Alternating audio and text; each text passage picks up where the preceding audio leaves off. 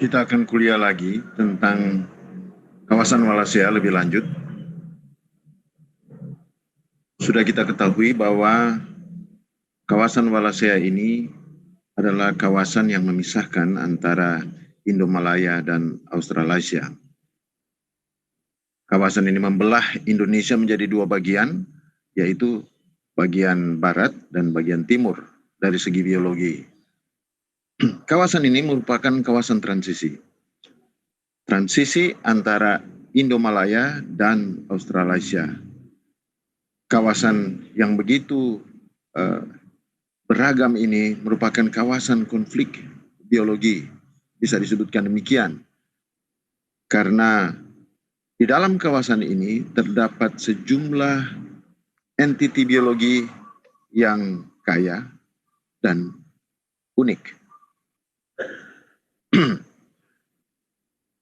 Kawasan Wallacea ini bisa dijadikan sebagai laboratorium global evolusi biologi. Karena dua hal, karena keanekaan hayatinya dan keunikan hayatinya. Keanekaan hayati ditandai dengan kekayaan jenis, dengan jumlah jenis flora dan fauna yang sangat besar. Keunikan jenis ditandai dengan tingkat keendemikan yang tinggi. Keendemikan sudah kita kuliah sebelumnya adalah suatu indikator yang menandakan seberapa banyak suatu jenis di suatu tempat yang hanya ditemukan di tempat itu saja.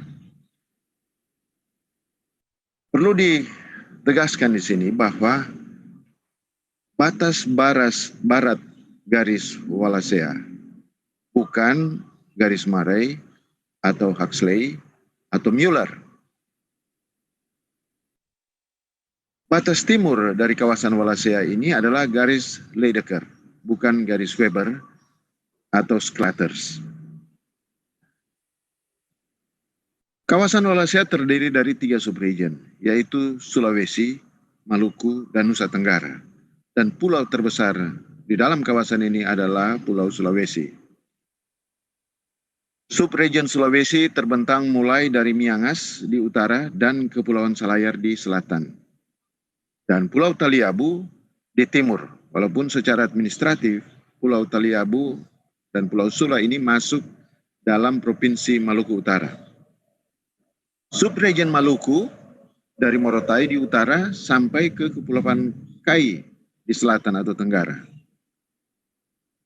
Subregion Nusa Tenggara terbentang mulai dari Pulau Lombok di barat sampai ke Pulau Tanimbar di sebelah timur. Walaupun Kepulauan Tanimbar itu masuk di Provinsi Maluku.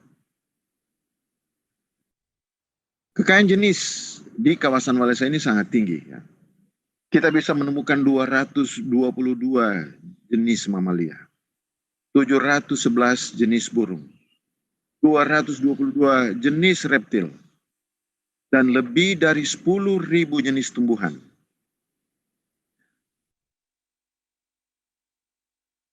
Keunikan jenis ini sangat tinggi di sini, ditandai dengan besarnya jumlah jenis endemik.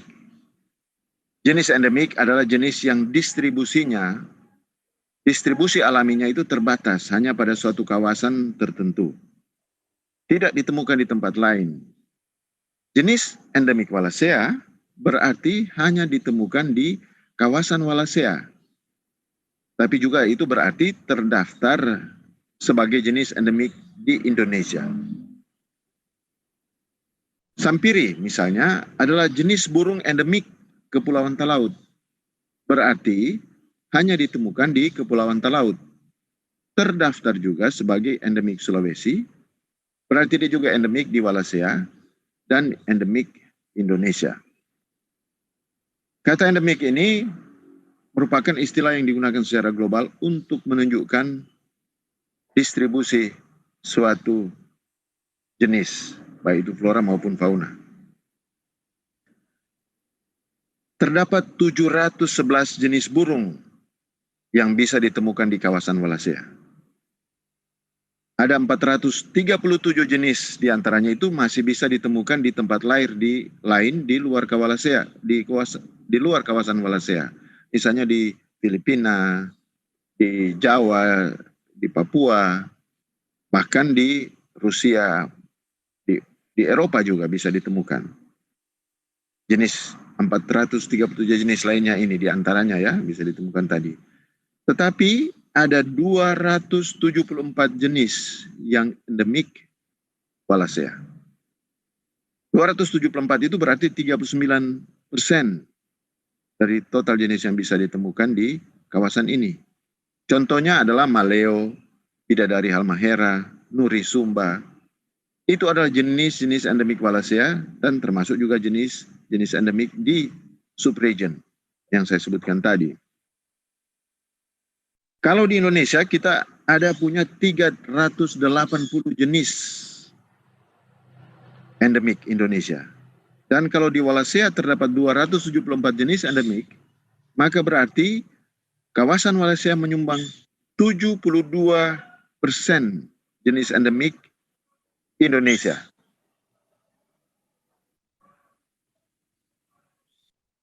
Jenis burung di Indonesia yang endemik Indonesia itu 72% itu diberi kontribusi dari kawasan Wallacea. Luar biasa tingginya ini dari jenis burung.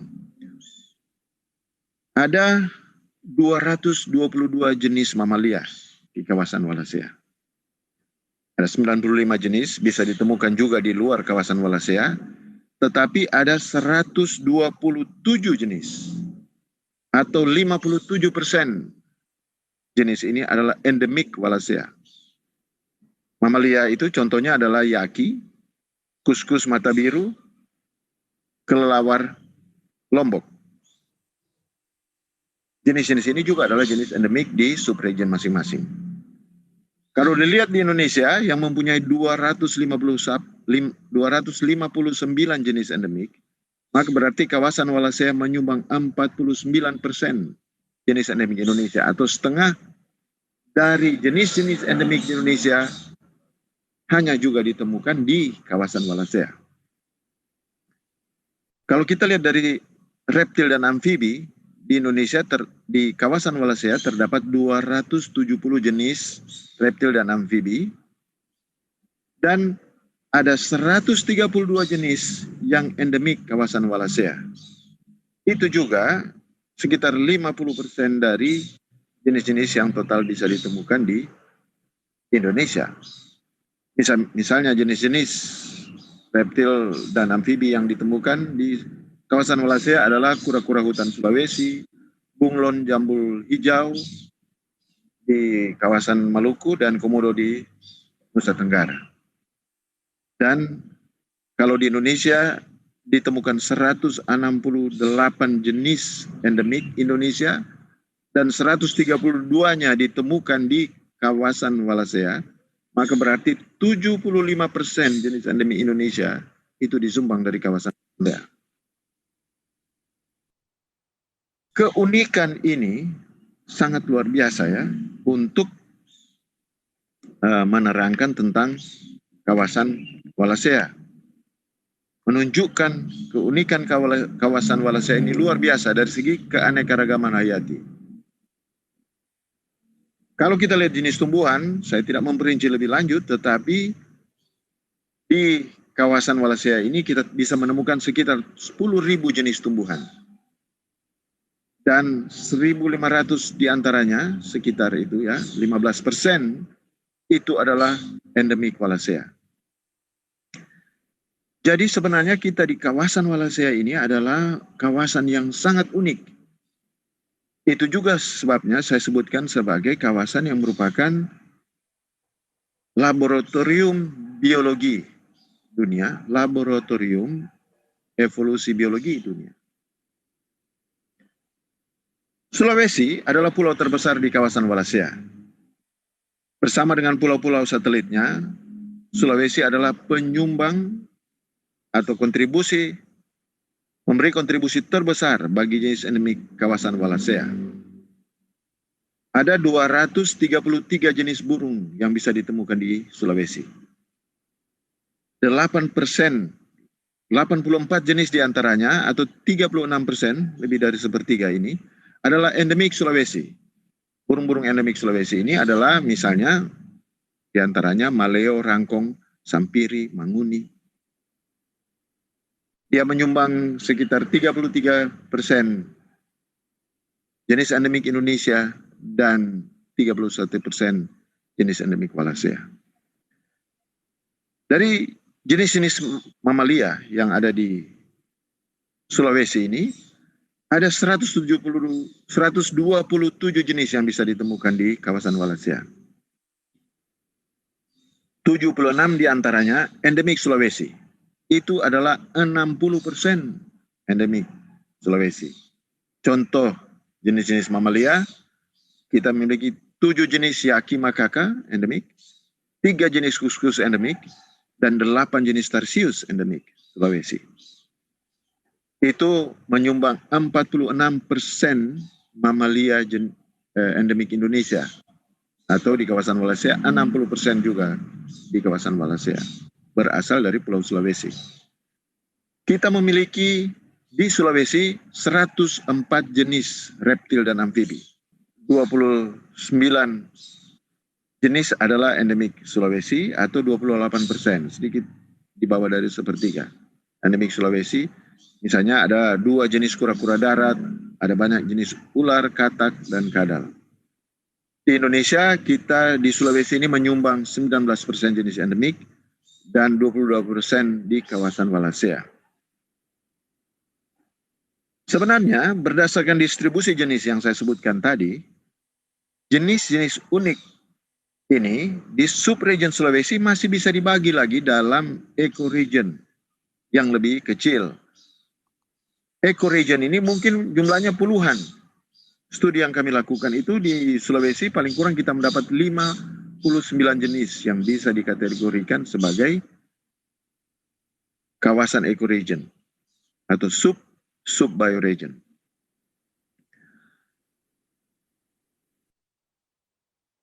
Setiap pulau bahkan atau gugusan pulau yang ada di kawasan Wallacea itu bisa menjadi subregion sendiri. Jadi kalau kita menjadi sub-subregion itu atau bisa menjadi ecoregion sendiri, maka di seluruh kawasan Wallacea mungkin kita bisa menemukan ribuan ecoregion. Tapi untuk kepentingan kuliah ini kita akan melihat atau mendapatkan gambaran sedikit tentang beberapa garis yang bisa menjadi delineasi yang memisahkan kawasan-kawasan unik di bioregion Wallacea. Kita akan melihat satu-satu di setiap subregion. Subregion Sulawesi, kita bisa menarik garis antara Biaro dan Bangka. Ini memisahkan antara Nusa Utara dengan daratan utama Sulawesi. Kita juga bisa menarik garis Bone Bolango ini yang membelah semenanjung utara Sulawesi. Seolah-olah membelah Gorontalo dan Sulawesi Utara, walaupun tidak persis demikian. Kita juga bisa menarik garis kebun kopi yang menjadi pemisah antara semenanjung utara dari kawasan tengah Sulawesi. Kita bisa juga menarik garis luwuk yang memisahkan kepala burung luwuk dengan Sulawesi Tengah. Kita bisa menarik garis Danau Tempe yang memisahkan semenanjung selatan dari kawasan tengah Sulawesi. Kita bisa menarik garis Sorowako yang memisahkan semenanjung tenggara dari kawasan tengah Sulawesi. Kita bisa juga menarik garis Selat Muna yang memisahkan Kepulauan Muna Buton dari daratan utama Sulawesi.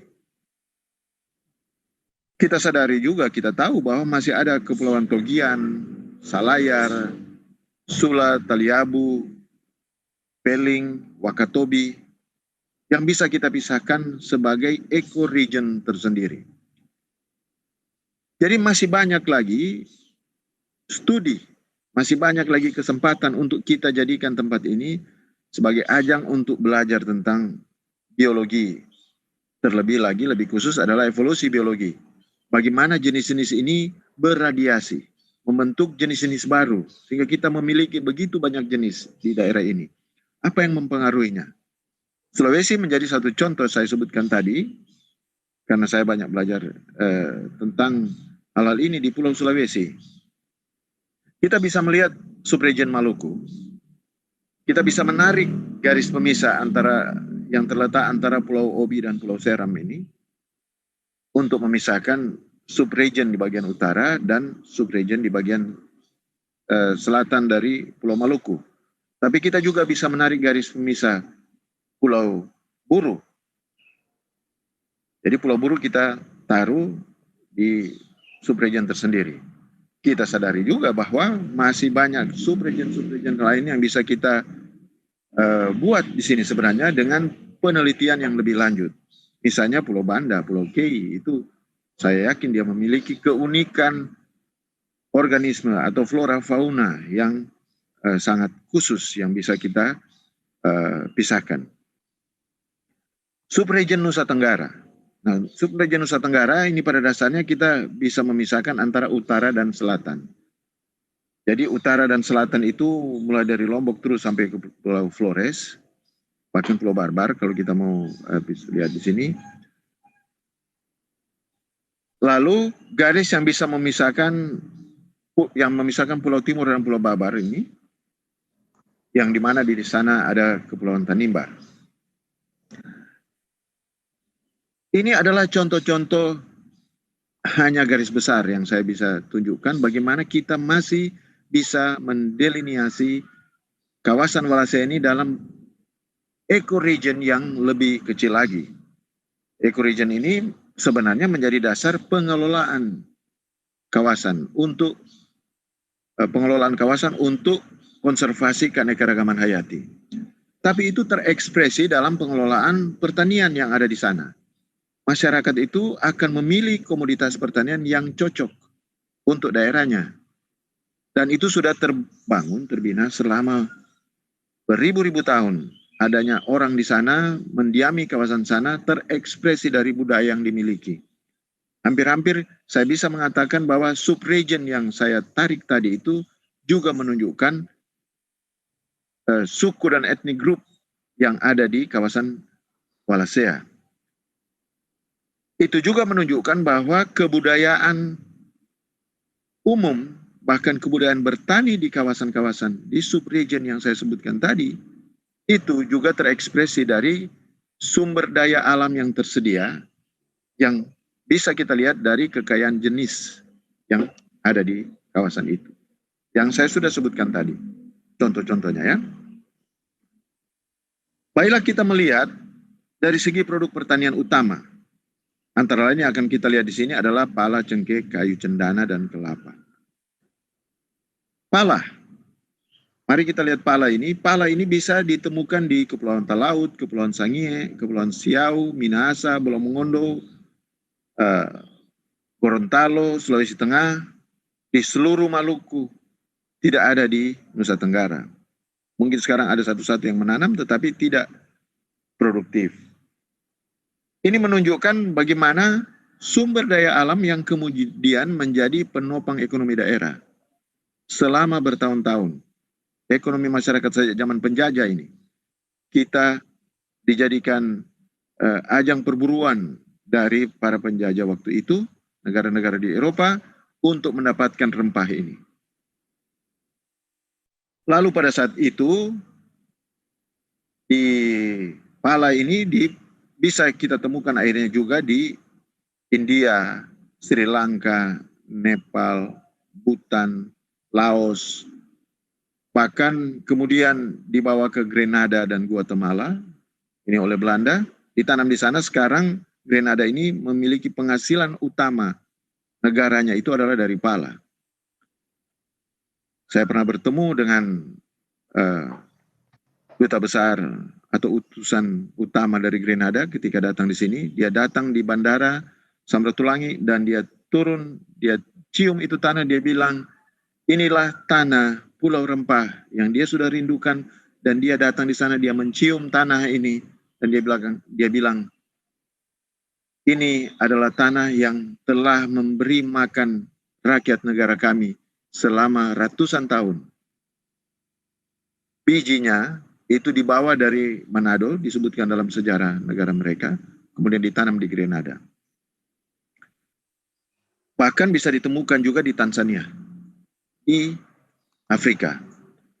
Jadi pala yang berasal dari kawasan kita ini, kawasan Wallacea ini bisa ditemukan di seluruh dunia sekarang ini. Tanamannya.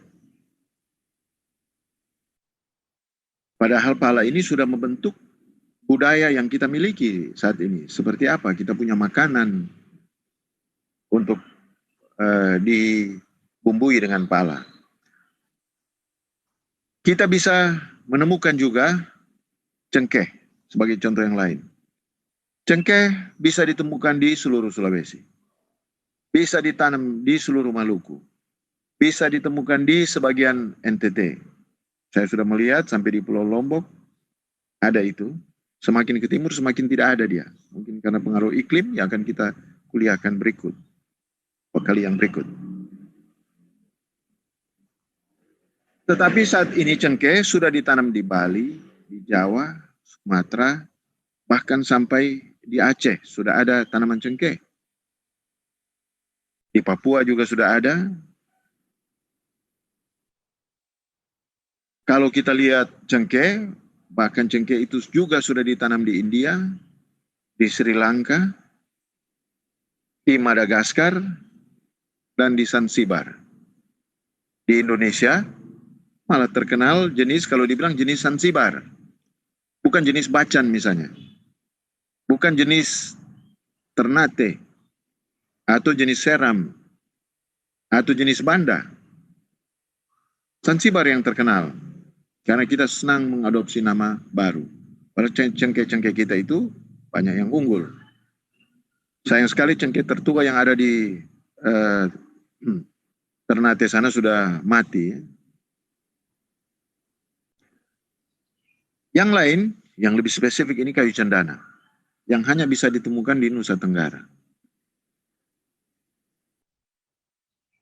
Tidak ditemukan di tempat lain. Kita sudah mencoba menanam, mungkin baru bertumbuh sebentar, lalu mati. Ada banyak jenis-jenis tumbuhan yang hanya bisa ditemukan di kawasan ini. Kita belum angkat itu semua. Jenis berikutnya adalah kelapa. Sebagai contoh, bahwa ini adalah jenis yang umum, bisa ditemukan di seluruh pulau, di semua subregion.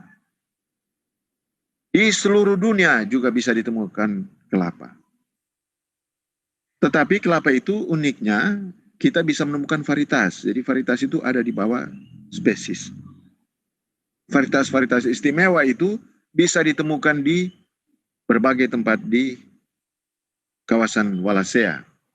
Di Sulawesi Utara ada beberapa varietas kelapa unggul. Ada varietas kelapa yang tidak unggul, produksinya rendah, tetapi secara genetik itu perlu dipreservasi. Ada kelapa yang ditemukan hanya di Ternate varietasnya, atau yang hanya ditemukan di Kepulauan Kai, kualitas unggul, dan seterusnya. Jadi kelapa walaupun spesies ini atau jenis ini bisa ditemukan di semua tempat, tetapi secara spesifik setiap pulau memiliki varietas yang unggul. Saya akan berpindah ke jenis-jenis yang diintroduksi lebih kemudian di kawasan ini. Introduksi oleh manusia. Coklat. Coklat bisa ditemukan di semua pulau utama di semua subregion yang ada di kawasan ini. Di Sulawesi, Maluku, dan Nusa Tenggara. Bisa ditemukan coklat dengan berbagai kualitas. Coklat itu berasal dari dunia baru, tapi bisa ditanam di kawasan ini. Vanila berasal dari Amerika Selatan, juga bisa ditemukan, ditanam di semua subregion yang ada di sini.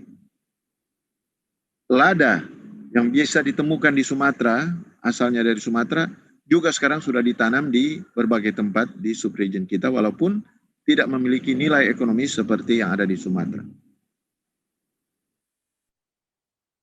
kita bisa membayangkan sebetapa kayanya kawasan ini sebenarnya potensi dari segi pertanian.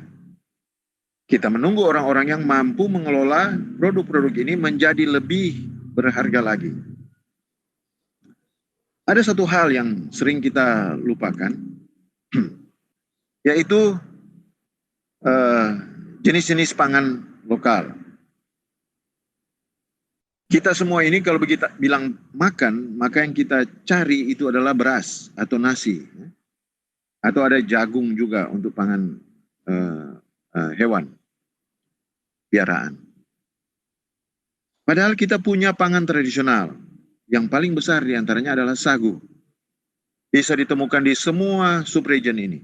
Masyarakat tradisional memanfaatkan sagu sebagai pangannya. Yang lain adalah pisang. Pisang, berbagai jenis pisang bisa ditemukan untuk sumber karbohidrat dan juga sumber mineral. Semua pulau yang ada di kita sini memiliki jenis pangan tradisional. Yang kita tinggalkan saat ini, kita pilih beras yang harus diimpor dari tempat lain. Walaupun kita punya lumbung beras sebenarnya di kawasan Wallacea, lumbung beras kita ada di Sulawesi Selatan dan Sulawesi Utara. Ada beberapa tempat di Halmahera. Kemudian talas-talasan. Talas-talasan ini BT kita bilang itu banyak juga bisa ditemukan di tempat kita. Di kawasan Wallacea ini, setiap pulau punya keunikan tersendiri dari talas ini. Bahkan ada jenis talas yang memang hanya bisa ditemukan di tempat-tempat tertentu, di pulau-pulau tertentu. Semua kita mungkin kalau ditanya pernah makan itu waktu kecil, kalau berasal dari tempat itu, dimanapun kita berasal, kita tahu bahwa kita punya talas-talasan ini. Dan seolah-olah jenis-jenis ini adalah hanya orang miskin. Tapi sekarang orang-orang kaya pun mencari jenis-jenis tradisional ini. Umbi-umbian yang lain, misalnya ubi banggai, ada juga jenis umbi-umbian yang lain. Ubi banggai ini dari Dioskorea, jenis-jenis Korea. Ada 20 varietas yang ada di sana, yang bisa dimanfaatkan untuk pangan. Varietas yang lain atau jenis yang sama itu juga bisa ditemukan di seluruh pulau di kawasan Wallacea. Ada yang tidak dimakan, tetapi kalau di banggai ini ada 20 jenis yang bisa dimakan. Jenis yang lain yang bisa berpotensi memiliki nilai komersial dan memberi sumbangsi terhadap pertumbuhan ekonomi daerah adalah kayu. Kita tahu di kawasan Wallacea itu banyak ditemukan jenis-jenis kayu yang lokal, dan karena perdagangan kayu di masa lalu yang penting jual kayu, tidak pernah diperhatikan jenis itu adalah jenis apa yang paling utama. Kita cuma bilang jenis ebony, cempaka, nyato, palapi, dan seterusnya, nama-nama lokal. Tetapi kemudian disatukan di dalam perdagangan kayu Indonesia sebagai jenis kayu lainnya. Jadi tidak masuk dalam jenis-jenis yang komersil seperti yang terdaftar dari Kalimantan, yang kayunya dengan jumlah yang sangat besar diperjualbelikan. Kita perlu memberikan perhatian khusus terhadap jenis-jenis kayu yang bisa ditemukan di kawasan Wallacea. Itu kira-kira kuliah untuk hari ini. Secara umum yang ingin saya sebutkan di sini adalah, pertama, yang menjadi ciri khas kawasan Wallacea adalah keanekaragaman hayatinya. Kekayaannya dan keunikannya itu menjadi modal utama kita untuk berbangga terhadap kawasan Wallacea. Yang kedua adalah pertanian di kawasan Wallacea merupakan pertanian yang unik. Ada jenis-jenis yang memberikan kontribusi terhadap ekonomi dunia, pala, cengkeh, dan kelapa. Pala dan cengkeh adalah jenis asli dari kawasan ini. Tetapi pertanian di kawasan Wallacea itu juga memberi peluang untuk masuknya jenis-jenis introduksi yang memiliki nilai industri dan ekonomi yang tinggi. Saya sebutkan tadi adalah vanila dan coklat. Jenis-jenis pangan yang ada di dalam kawasan Wallacea itu harus dipertahankan dalam rangka mitigasi dan adaptasi perubahan iklim, maka jenis-jenis pangan lokal ini merupakan jenis-jenis yang harus menjadi perhatian utama kita.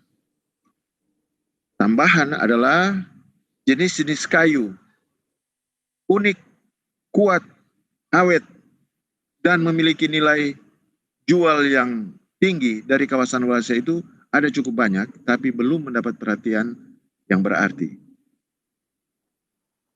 Mudah-mudahan dari kelas ini ada yang akan menjadi orang-orang menjadi pelopor untuk memperhatikan, mempertahankan, dan membuat populer kawasan ini dari tinjauan pertanian. Terima kasih.